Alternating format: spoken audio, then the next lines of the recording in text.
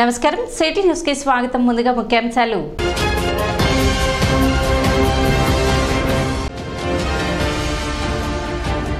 శాంతి భద్రతలకు విఘాతం కలిగించే రౌడీ షీటర్లపై పీడీ యాక్ట్ అమలు చేస్తాం డీఎస్పీ రమేష్ బాబు హెచ్చరిక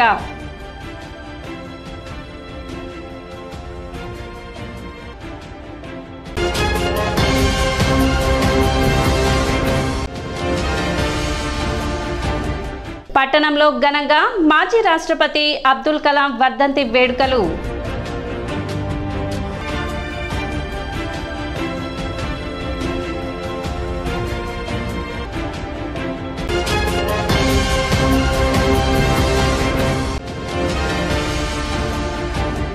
తెనాలి నియోజకవర్గ టీడీపీ లీగల్ సెల్ కమిటీ సభ్యులతో ఆత్మీయ సమావేశం నిర్వహించిన మాజీ మంత్రి ఆలపాటి రాజేంద్ర ప్రసాద్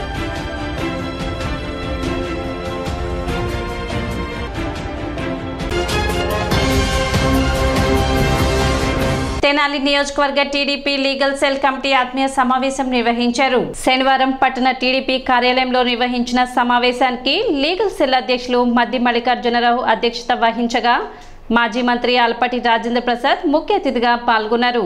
ఇటీవల జరిగిన ఎన్నికల్లో కూటమి విజయం సాధించడంలో న్యాయవాదుల పాత్రను గుర్తించి వారిని అభినందించారు. అదేవిధంగా రానున్న రోజుల్లో న్యాయవాదులందరూ కలిసికట్టుగా ఉండి టీడీపీ బలోపేతానికి కృషి చేయాలని పిలుపునిచ్చారు. సమావేశంలో పలువురు న్యాయవాదులు, టీడీపీ నాయకులు, కార్యకర్తలు పాల్గొన్నారు.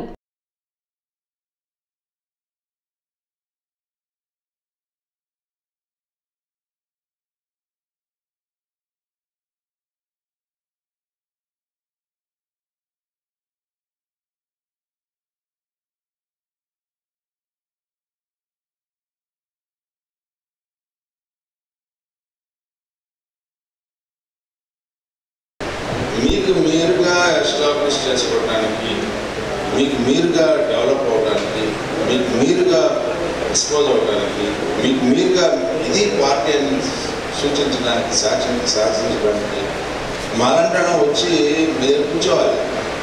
ఒక గంట అరగంట దేవుడు పొద్దున్న లేచి గుడికి ఎట్లా వెళ్తామో, దేవుడు దండం పెట్టుకుని మమ్మల్ని కాపాడని చెప్పి లేకపోతే ఇంకోటి కోరుకుంటాం కదా.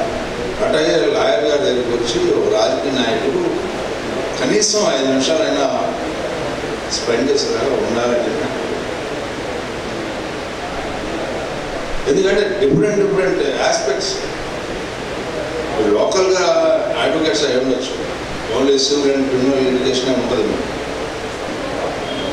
But when we're sitting with you can have a lot of experience what is happening in the entire country. We'll have a great discussion. అంటే ఆ రకమైనటువంటి తత్వం మనలో మనం బ్యాక్గ్రౌండ్ మనం ప్రీవియస్ ఇంకోటి చూద్దాం. ధర్మరా ఆ రకంగానే ఎక్స్పోజ్ ఎర్రబాడి ఎన్నట్రా ఆ రకంగానే ఎక్స్పోజ్. ఇక్కడ మనకి ప్రెసిడెంట్స్ ఉన్నాయి.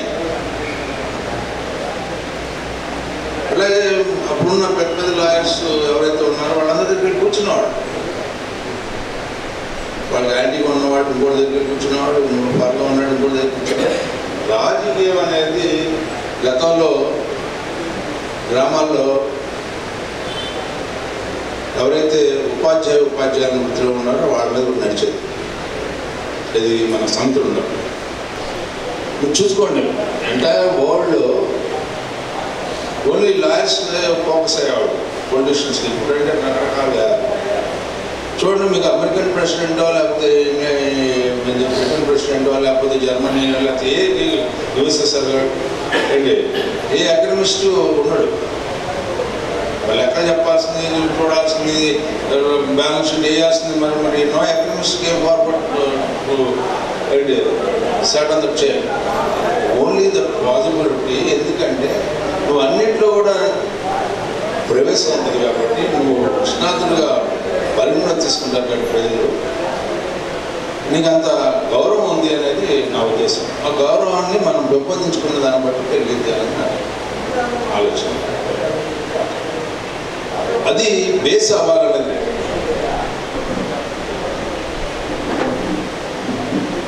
మన survival is more important. Bail petition వస్తే బాగుండు, 100 రూపాయలు వస్తే ఖర్చులు వద్దనుకునేది ఒక వంద.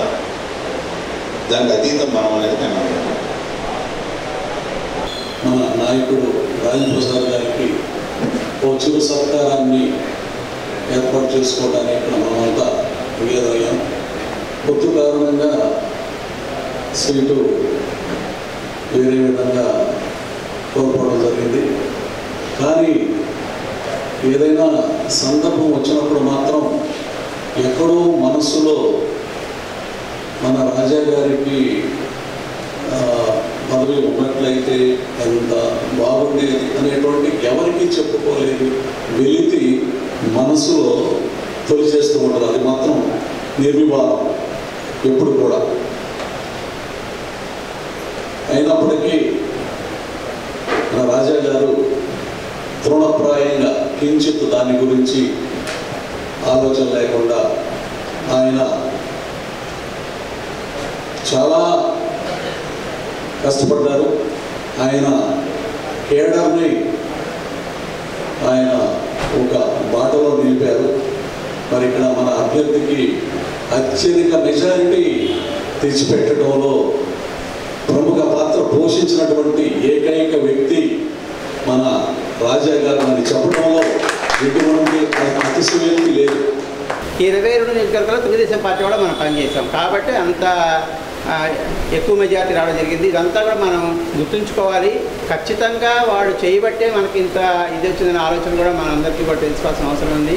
మరి అట్లా చేసిన సందర్భంలో మరి చంద్రబాబు నాయుడు గారు చెప్పారు, ఇట్లా పొత్తులో ఉన్నాం కాబట్టి మనం ఎట్లా పడితే అట్లా మనం ఊహించుకొని ఏది పడితే చేయడానికి వీల్లేదు అని కూడా ఆయన చెప్పడం జరిగింది. కాబట్టి ఏంటంటే 5 సంవత్సరాలు మనం ఒక నరకం చూసాము, అదొక బ్లాక్ డేగా మనం పరిగణించాము. ఇప్పుడు ఇంత కష్టపడి నాయకులందరూ కూడా మన చేత పనిచేయించి వాళ్ళ డైరెక్షన్ చేసి మనం సక్సెస్ అయినప్పుడు 5 సంవత్సరాలు కూడా మనం అదే పద్ధతిలో సర్వీస్ చేసి మన పార్టీని మన రాష్ట్రంలో మనం నిలబెట్టుకోవాల్సిన అవసరం ఉంది. స్థానిక రైల్వే స్టేషన్ వద్ద గల ఎస్సీ ఎస్టీ బీసీ మైనార్టీ ఐక్య కార్యాలయం వద్ద దివంగత మాజీ రాష్ట్రపతి అబ్దుల్ కలాం వర్ధంతి కార్యక్రమం నిర్వహించారు. ఈ సందర్భంగా అబ్దుల్ కలాం చిత్రపటానికి పూలమాలలు వేసి నివాళులు అర్పించారు. కార్యక్రమానికి the Buddhist society of India AP రాష్ట్ర కార్యదర్శి ఎండ్రపాటి అశోక్ కుమార్ ముఖ్య అతిథిగా పాల్గొన్నారు. శాస్త్రవేత్తగా, రాష్ట్రపతిగా భారతదేశానికి ఎనలేని సేవలు అబ్దుల్ కలాం అందించారని ఆయన సేవలను కొనియాడారు. కార్యక్రమంలో ఎస్సీ ఎస్టీ బీసీ మైనార్టీ ఐక్యవేదిక సభ్యులు పాల్గొన్నారు.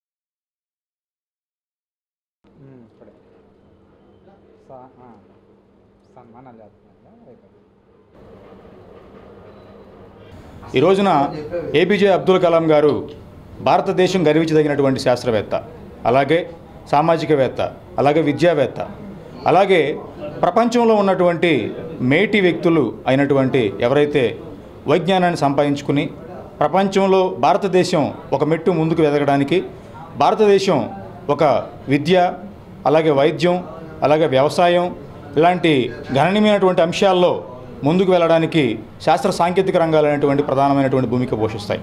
ఈ రోజున వ్యవసాయం ఇంత గొప్పగా మనకు ముందుకు తీసుకువెళ్తూ రైతులు కష్టాల్లో, రైతుల యొక్క ఏదైతే బాధల్లో ఇబ్బంది పడుతున్నారో వాటికి సాంకేతికమైనటువంటి చాలా అవసరం. అలాంటిది మన భారతదేశం అనేటువంటిది మొదటి నుంచి కూడా అభివృద్ధి చెందుతున్నటువంటి దేశం. ఈరోజు మన తెనాలిలో ఎస్సీ ఎస్టీ బీసీ మైనారిటీ ఐక్యవేదిక కన్వీనర్ అయినటువంటి మన అక్కిదాస్ కిరణ్ గారి ఆధ్వర్యంలో మన ఏపీజే అబ్దుల్ కలాం గారు ఆయన 9వ వర్ధంతి ఘన నివాళి జరపడం జరిగింది. ఈరోజు మా మైనారిటీ సోదరులు ఎవరి పేరైనా చెప్పుకుంటారంటే ఏపీజే అబ్దుల్ కలాం గారు. ఎందుకంటే మా మైనారిటీలకి ఆయన ఎలా చదువుకోవాలనేది, అలాగే చదువు అనేది ఎంత ప్రాధాన్యత ఇవ్వాలనేది ఆయన మాకు ఒక దారి చూపించారు. అందుకని మేము మా ఏపీజే అబ్దుల్ కలాం గారికి ఘన నివాళులు చెప్తూ తెనాలి వైభవాన్ని చాటే మంచికే పేరు పెడితే అనే గీతం రచించి చిత్రీకరణ చేపడుతున్నట్లు స్వర్లయ వేదిక అధ్యక్షులు సాయి లక్కరాజు తెలిపారు. శనివారం ఆయన కార్యాలయంలో ఏర్పాటు చేసిన విలేకరుల సమావేశంలో ఆయన మాట్లాడారు. దశాబ్ద కాలం క్రితం తెనాలి నాటక, నృత్య, సాహిత్య, సంగీత వైభవాన్ని ముందు తరాలకు తెలియచేయాలన్న సంకల్పంతో ఒక గేయాన్ని రచించి ఆ బాలగోపాలని ఆకర్షించే విధంగా సంగీతాన్ని సమకూర్చామని, ఈ గేయాన్ని ఆదివారం నుండి నిర్మలా రమేష్ నృత్య దర్శకత్వంలో చిన్నారులపై చిత్రీకరిస్తున్నట్లు తెలిపారు. నాగకళా మందిర్, వైకుంఠపురం తదితర ప్రాంతాల్లో ఈ పాట చిత్రీకరణ ఉంటుందని తెలిపారు. సమావేశంలో వెంకి, హేమంత్ తదితరులు పాల్గొన్నారు. మంచికే పేరు పెడితే సేవకే రూపం వస్తే, ప్రతిభకే వన్నె తెస్తే, కళలకే జీవం పోస్తే, అదే మా తెనాలి జగమంతా వినాలి, అదే మా తెనాలి. సంగీత సాంస్కృతిక సంస్థ స్వరలయ వేదిక ఆధ్వర్యంలో అనేక కార్యక్రమాలు నిర్వహించాం. ఈ మధ్య 5వ కార్యక్రమాలు నిర్వహించుకున్నాం. గత దశాబ్ద కాలం క్రితం మన తెనాలి వైభవం గురించి ఒక చక్కటి పాట రాశాం.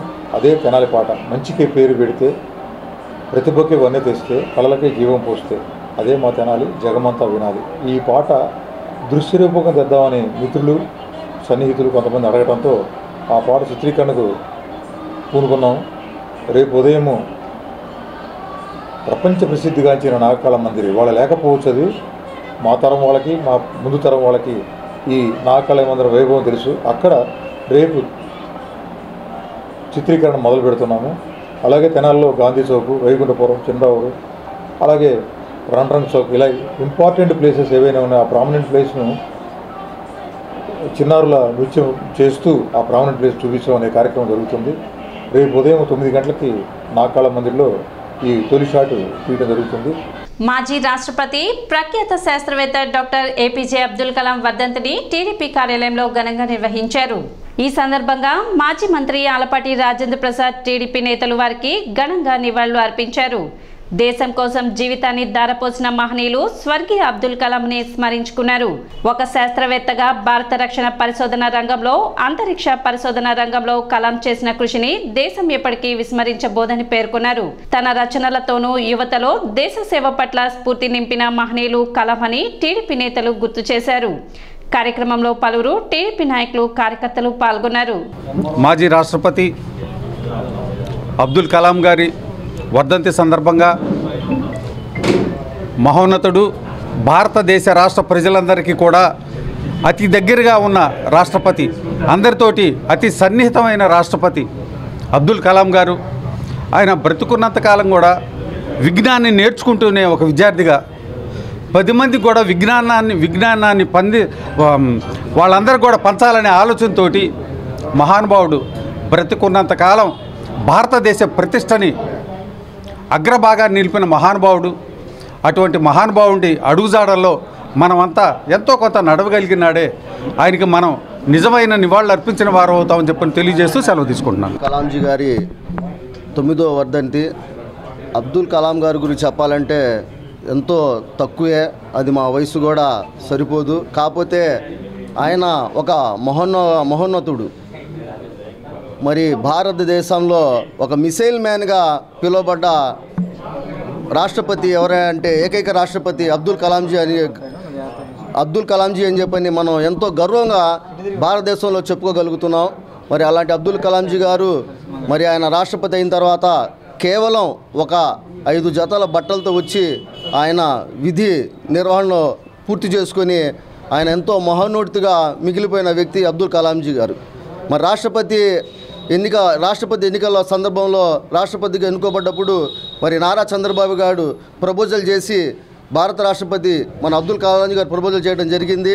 ఆ ఘనత చంద్రబాబు నాయుడు గారికి దక్కుతుంది. తెలుగుదేశం పార్టీలో చంద్రబాబు నాయుడు గారు ప్రపోజల్ చేయడం వల్ల ఆ రోజు రాష్ట్రపతిగా ఆయన ఎన్నుకోబడ్డాడు. తెనాలిలో జరుగుతున్న డివిజన్ స్థాయి టీచ్ టూల్ ట్రైనింగ్ ప్రోగ్రాం శనివారంతో ముగిసింది. ఈ సందర్భంగా ఉపాధ్యాయులు బోధనకు వెచ్చించే సమయం మరియు విద్యార్థులు ఎంత మేరకు అభ్యసనలో ఉన్నారు అనే విషయాన్ని దృష్టిలో ఉంచుకొని పాఠ్య బోధన ఉండాలని కోరారు. ట్రైనింగ్ పొందుతున్న టీచర్స్ కొంతమందిని వారి అనుభవాన్ని ఈ ట్రైనింగ్ ద్వారా వారు నేర్చుకున్న అంశాలను అడిగి తెలుసుకున్నారు. 9 రోజుల శిక్షణలో భాగంగా సర్టిఫికెట్లను అందజేశారు. కోర్స్ కోఆర్డినేటర్గా ఎంఈఓ ఎం లక్ష్మీనారాయణ వ్యవహరించగా వెన్యూ కోఆర్డినేటర్గా ఎంఈఓ జయంతి బాబు, టీచర్స్ మెంటర్స్గా పద్మ, ప్రసాద్, బాలసుందర్, అభియగల్, విజయలక్ష్మి, శ్రీమన్నారాయణ, పద్మావతి, శ్రీధర్, ప్రకాష్ రావు, సాల్ట్ కోఆర్డినేటర్ వీరయ్య తదితరులు పాల్గొన్నారు. ఈరోజు తెనాలి సెయింట్ జాన్ స్కూల్లో జరుగుతున్నటువంటి టీచ్ స్కూల్ అబ్జర్వేషన్కి సంబంధించి చూడడం జరిగింది. అంటే ఇది ప్రధానంగా మరి పాఠశాల స్థాయిలో అబ్జర్వేషన్స్ అనేది చాలా అవసరం. ముఖ్యంగా క్వాలిటీకి సంబంధించి లెర్నింగ్ అవుట్కమ్స్ పెంపొందించడానికి ఇది ప్రభుత్వం ఇచ్చినటువంటి ఆదేశాల మేరకు 9 రోజుల ప్రోగ్రాం నడుస్తూ ఉంది. గుంటూరు జిల్లాలో దాదాపుగా మరి డైట్ శిక్షణ కేంద్రంలో 250 మంది, ఇక్కడ ఒక 150 మంది వరకు శిక్షణ నడుస్తూ ఉంది. ఇందులో ప్రధానంగా క్లాస్ రూమ్కి సంబంధించి అబ్జర్వేషన్ ఎలా ఉండాలి, పిల్లల అప్రోచెస్ ఎలా ఉండాలి, ప్రస్తుతం మారుతున్న పరిస్థితులకు అనుగుణంగా పిల్లల్ని ఎలా తయారు చేయాలి అనే దానిపైన ప్రధానంగా ఫోకస్ చేయడం జరుగుతుంది. ముఖ్యంగా మరి పాఠశాల స్థాయిలో అన్ని పాఠశాల స్థాయిలో కూడా దీనికి సంబంధించి ఒక 40 అబ్జర్వేషన్స్ ప్రతి అబ్జర్వర్ చేయవలసి ఉంటుంది సంవత్సర కాలంలో. కాబట్టి అబ్జర్వేషన్స్లో గమనించిన అంశాల ఆధారంగా ప్రభుత్వము స్టాండర్డ్కి సంబంధించి తదుపరి ఇన్స్ట్రక్షన్స్ ఇచ్చేదానికి అవకాశం ఉంటుంది. 2 years or 3 years we are seeing a rapid changes in the society, and to make our students to be cooperative with the society and the changes, and as the school plays a basic role in their life, there are some micro things in the teacher student transaction. There are some micro things we need to observe and we need to inculcate in like emotional, social, collaborative skills. Actually we don't pay so much interest on that in this transaction process, but through this teach to training we observe that respecting the students, and these observations will help the students to cope with the society in a well behaved manner, and they will lead the society in a well good manner. శాంతి భద్రతలకు విఘాతం కలిగించే విధంగా ఎవరైనా ప్రవర్తిస్తే అటువంటి వారిపై PD act అమలు చేస్తామని డీఎస్పీ రమేష్ హెచ్చరించారు. ఇటీవల సుల్తానాబాద్ సుందరయ్య కాలనీలో జరిగిన దాడి ఘటనకు సంబంధించిన ముద్దాయిలను పట్టణ 3 టౌన్ పోలీసులు శనివారం అరెస్ట్ చేశారు. ఈ సందర్భంగా డీఎస్పీ రమేష్ బాబు మాట్లాడుతూ ఘటనకు సంబంధించి 6 ముద్దాయిలను అరెస్ట్ చేయగా వారిలో 2 రౌడీ షీటర్లు ఉన్నట్లు తెలిపారు. వీరు 2 యాక్టివ్ రౌడీ షీటర్ అని గత ఎన్నికల్లో వీరిని బైండ్ ఓవర్ చేసినట్లు వెల్లడించారు. రౌడీయిజానికి తావు లేకుండా ఉన్నతాధికారుల ఆదేశాల మేరకు శాంతి భద్రతలకు విఘాతం కలిగిస్తూ ఇష్టారాజ్యంగా వ్యవహరించే వారిపై కఠిన చర్యలు తీసుకుంటామని డీఎస్పీ రమేష్ బాబు హెచ్చరించారు. తెనాలి పోలీస్ సబ్ డివిజన్ పరిధిలోని రౌడీ షీటర్లకు కౌన్సిలింగ్ నిర్వహించి సత్ప్రవర్తనతో మెలగాలని సూచించడం జరుగుతుందని తెలిపారు. రౌడీ షీటర్లు పదే అల్లర్లకు పాల్పడితే పీడీ యాక్ట్ అమలు చేస్తామని డీఎస్పీ రమేష్ హెచ్చరించారు. జీవన విధానం మార్చుకొని సత్ప్రవర్తనతో మెలగాలని కోరారు. సమావేశంలో సిఐ రమేష్ బాబు, ఎస్ఐ మరియు సిబ్బంది పాల్గొన్నారు. ఒక 7 ముద్దాయిల్ని అరెస్ట్ చేయడం జరిగింది. క్రైమ్ నెంబర్ 175/2024 ఆ క్రైమ్లో పాత చట్టం ప్రకారం 307 ఐపీసీ, మిగతా సెక్షన్స్ కూడా ఉన్నాయి. అయితే దీంట్లో ప్రత్యేకంగా ఏంటంటే ఈ 6 ముద్దాయిల్లో 2 రౌడీ షీటర్స్ ఉన్నారు. ఆ 2 రౌడీ షీటర్స్ కూడా టి విజయబాబు ఎలియాస్ అప్పు, ఇతని మీద 12 కేసెస్లో ఇతను ముద్దాయి. అలాగే శెట్టి నాని అని ఇతని మీద 9 కేసెస్ ఉన్నాయండి. వీళ్ళిద్దరు కూడా చాలా యాక్టివ్ రౌడీ షీటర్స్. గతంలో కూడా లాస్ట్ టైం ఎలక్షన్స్ కూడా వీళ్ళ మీద బైండ్ ఓవర్ చేశాము. అయినా కూడా వీళ్ళ యొక్క ఆగటం లేదు. దాని మీద స్థానిక సిఐ రమేష్ బాబు గారు వీళ్ళ మీద ఈ కేసులో ఇన్వాల్వ్ అవ్వగానే ఇమీడియట్గా పార్టీస్ని ఫామ్ చేసి వీళ్ళ 6 కూడా అరెస్ట్ చేస్తాం జరిగింది. అయితే మా గౌరవ ఎస్పీ గారు, నూతనంగా వచ్చిన ఎస్పీ గారు సతీష్ సార్, తర్వాత మా గుంటూరు ఐజీ సర్వశ్రేష్ఠ పార్టీ గారు, అలాగే మా చీఫ్ మా డీజీ గారు ద్వారకా తిరుమల గారు ఆదేశం ప్రకారం ఎక్కడైతే లా అండ్ ఆర్డర్ ఉంటుందో అక్కడ శాంతి భద్రతలు ఉంటాయో అక్కడ డెవలప్మెంట్ అంతా ఉంటుంది. ప్రజలంతా కూడా పీస్ఫుల్గా వాళ్ళ యొక్క జీవనం సాగించాలి. అయితే ఈ కంప్యూటర్ యుగంలో రౌడీజానికి తాగుండకూడదు.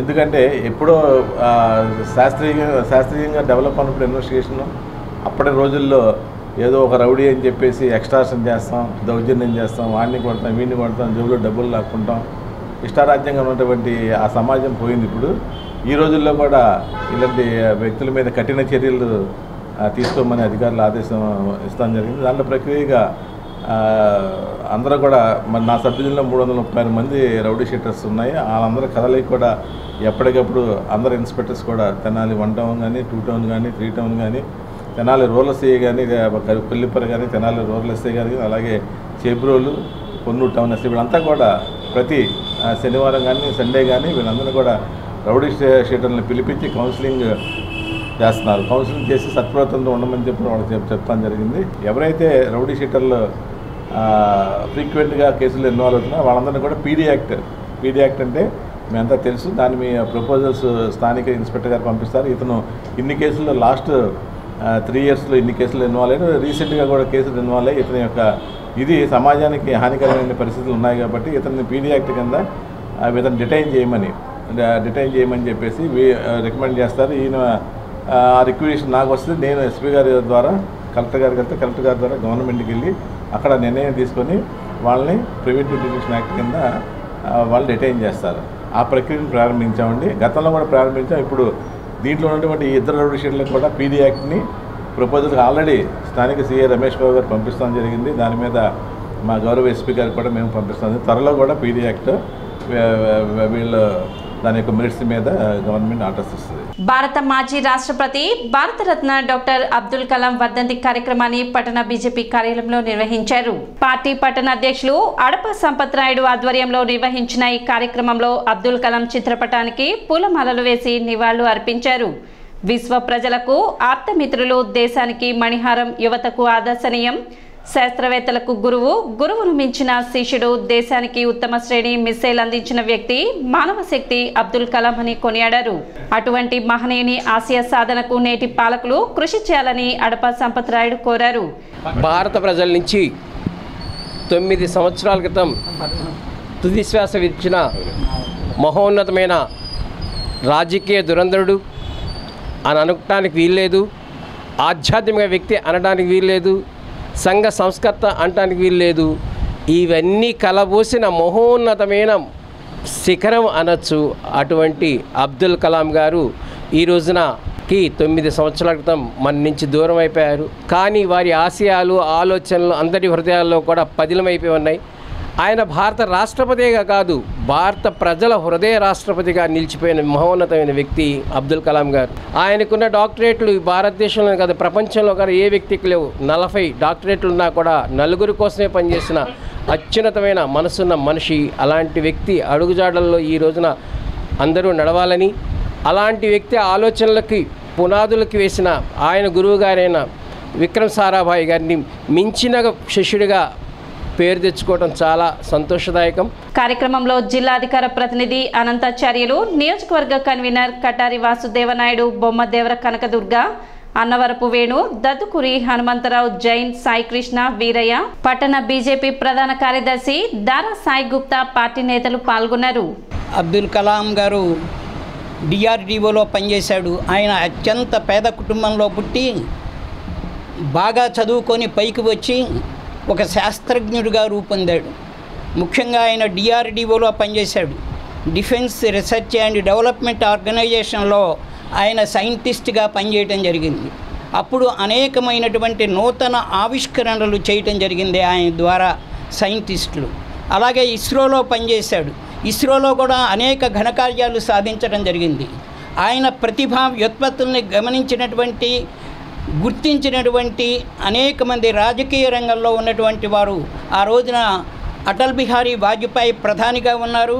వారి యొక్క ప్రతిభా ఉత్పత్తుల్ని, కలాం గారి యొక్క ప్రతిభని గుర్తించి ఆయన్ని రాష్ట్రపతిగా ఎంచుకోవటం అనేటువంటిది గొప్పదైనటువంటి విషయం. ఆ ఎంపికని అన్ని పార్టీలు కూడా సమర్థించి ఆయన్ని ఏకగ్రీవంగా భారత 11వ రాష్ట్రపతిగా ఎన్నిక చేయటం జరిగింది. ఆయన రాష్ట్రపతిగా అనేక కార్యక్రమాల్లో పాల్గొన్నారు. భారతదేశానికి అనేక స్ఫూర్తివంతమైనటువంటి కార్యక్రమాలని అందించారు. పట్టణ గంగానమ్మపేటలో డాక్టర్ ఏపీజే అబ్దుల్ కలాం 9వ వర్ధంతి కార్యక్రమం ఘనంగా నిర్వహించారు. కాళేశ్వరం మీరావళి గంగానమ్మ మిత్ర మండలి అబ్దుల్ కలాం సేవా సమితి గార్మి జెండా కమిటీ సంయుక్త ఆధ్వర్యంలో నిర్వహించిన ఈ కార్యక్రమంలో పలువురు పట్టణ ప్రముఖులు పాల్గొని అబ్దుల్ కలాం చిత్రపటానికి పూలమాలలు వేసి నివాళులు అర్పించారు. దేశానికి ఆయన అందించిన సేవలను కొనియాడారు. కార్యక్రమంలో కుమార్ పంప్స్ అధినేత కొత్త సుబ్రహ్మణ్యం, ఆంధ్రప్రదేశ్ బీసీ సంక్షేమ సంఘం అధ్యక్షులు Kesana Shankarrao, Tenali municipal chairperson Tadiboina Radhika, Tenali market yard మాజీ చైర్మన్ తోటకూర వెంకటరమణారావు, మున్సిపల్ మాజీ చైర్పర్సన్ ఖాళీద్ నసీం, వివిధ పార్టీ నాయకులు, స్వచ్ఛంద సంస్థల ప్రతినిధులు పాల్గొన్నారు. ఈ సందర్భంగా విద్యార్థులకు బుక్స్ పంపిణీ చేశారు. విద్యాదాత, మాజీ రాష్ట్రపతి వారి యొక్క వర్ధంతి సందర్భంగా తెనాలిలో వారి యొక్క మిత్ర బృందం ఘనంగా వర్ధంతి వేడుకల్ని జరుపుకున్నటువంటి నేపథ్యంలో ఈరోజు మరి మేము ఇక్కడికి రావటం జరిగింది. అబ్దుల్ కలాం గారి గురించి దేశ చరిత్రలోనే తెలియనటువంటి వ్యక్తులు ఉండరు. ఒక సామాన్య కుటుంబంలో జన్మించి అంచెలంచెలుగా ప్రముఖ విద్యావేత్తగా పేరు ప్రఖ్యాతులు గడించి ఎందరికో దేశంలో ఉన్నటువంటి అన్ని వర్గాలకు కూడా విద్యను అభ్యసించే విధంగా ప్రతి ఒక్కరు కూడా విద్యను అభ్యసించాలని ఆయన యొక్క సంకల్పం. ఆనాడు మరి కేంద్ర ప్రభుత్వం కానీ అందరూ కూడా ఆలోచించి అబ్దుల్ కలాం గారిని రాష్ట్రపతి చేసినందుకు 5 సంవత్సరాల్లో కూడా ఆయన రాష్ట్రపతి కాలంలో దేశ విదేశాల్లో కూడా ఇండియా చరిత్రని తిరగరాసినటువంటి వ్యక్తి. సమాజంలో కులం లేదు, మతం లేదు, రాజకీయ పార్టీ లేదు, అన్ని వర్గాలు కూడా సమతుల్యంగా ఉండాలనేటువంటి ఆలోచనతో ఆ మహనీయుడు ఈ రోజు వరకు కూడా జరగని.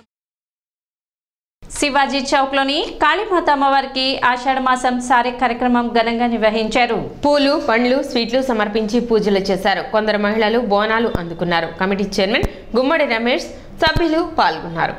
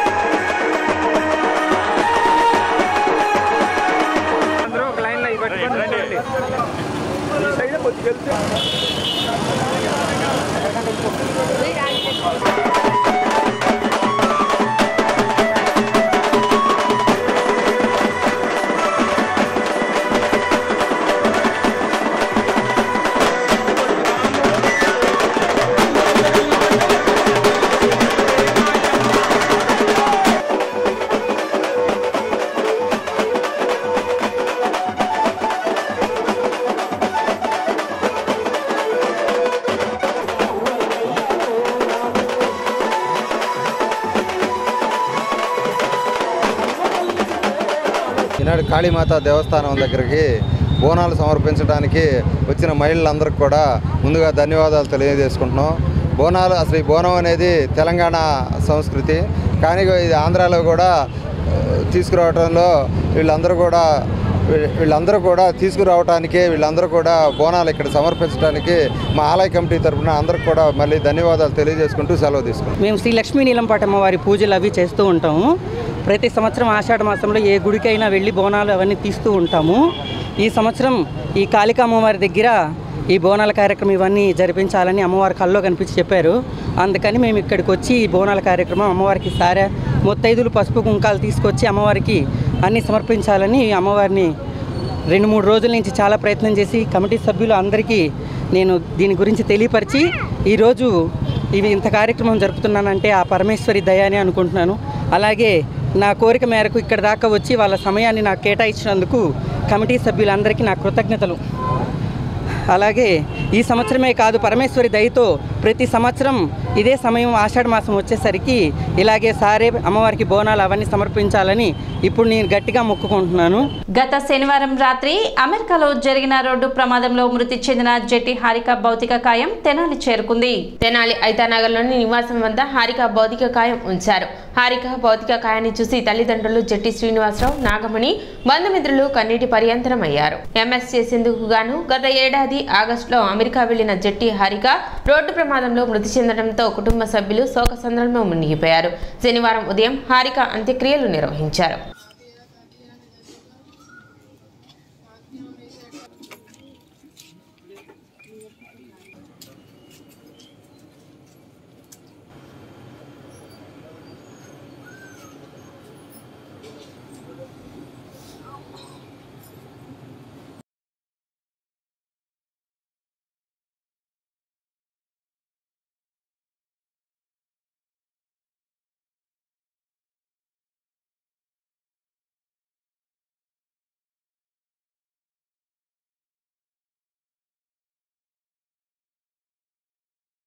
సిటీ న్యూస్ ముగించే ముందు ముఖ్యాంశాలు మరోసారి.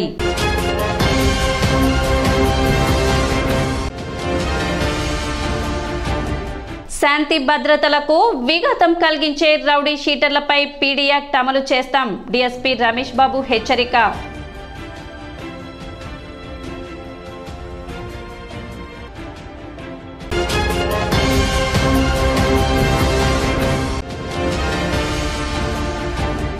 పట్టణంలో ఘనంగా మాజీ రాష్ట్రపతి అబ్దుల్ కలాం వర్ధంతి వేడుకలు.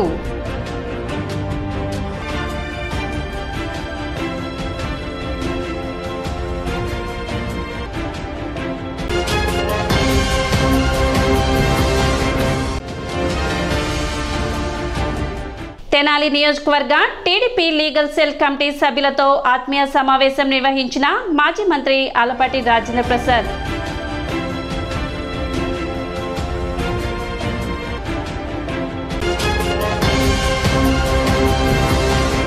సిటీ న్యూస్ ఇంతటితో సమాప్తం. నమస్కారం.